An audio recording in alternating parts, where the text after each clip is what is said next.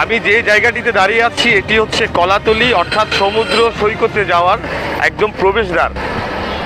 আগে যখন দেশে বিদেশ থেকে পর্যটকরা কক্সবাজার আসতো তখন সমুদ্রের নীল জলরাশি তাদের অভ্যর্থনা দিত, আর এখন অভ্যর্থনা দিচ্ছে এই হাঙ্গর ভাস্কর্য।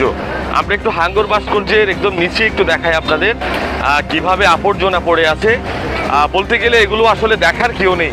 এই আবর্জনাগুলো একদম একদম পড়ে আছে, বৃষ্টি হওয়াতে এখানে পানি জমে আছে, আবর্জনায় একদম চারিদিকে ভরে গেছে। পর্যটকরা এই পরিস্থিতি দেখে বিরূপ প্রতিক্রিয়া সৃষ্টি করছে এবং কক্সবাজার নিয়ে তাদের মনেও একটি বিরূপ প্রতিক্রিয়া তৈরি হচ্ছে। আমরা সেটি পর্যটকদের সাথে কথা বলে জানতে পেরেছি।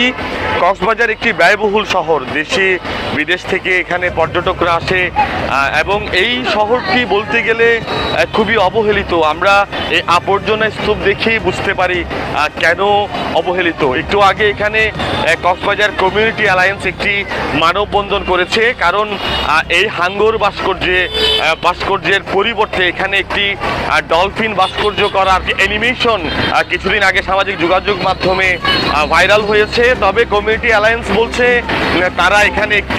তারা এই জায়গাটি কলাতলি নামে নামকরণ করতে চায়। এখানে কক্সবাজারের অর্থাৎ জীব বৈচিত্র্যের অর্থাৎ পরিবেশ বান্ধব একটি তারা ভাস্কর্য চায়, সেজন্য তারা এখানে একটি মানববন্ধন করেছে। অর্থাৎ যে হাঙ্গর ভাস্কর্য আপনারা দেখছেন, সেই হাঙ্গর ভাস্কর্য প্রথমত পর্যটকরা এই হাঙ্গর ভাস্কর্য দেখলে মনে করে সমুদ্র সৈকতে হাঙ্গর আছে, অনেক পর্যটক ভয় পেয়ে যায়। সেজন্য এই জায়গাটিতে মূলত একটু আগে যে মানববন্ধন হয়েছে সেখান থেকে জানান দেয়া হচ্ছে এখানে একটি পরিবেশ বান্ধব একটি ভাস্কর্য তৈরি করা হোক।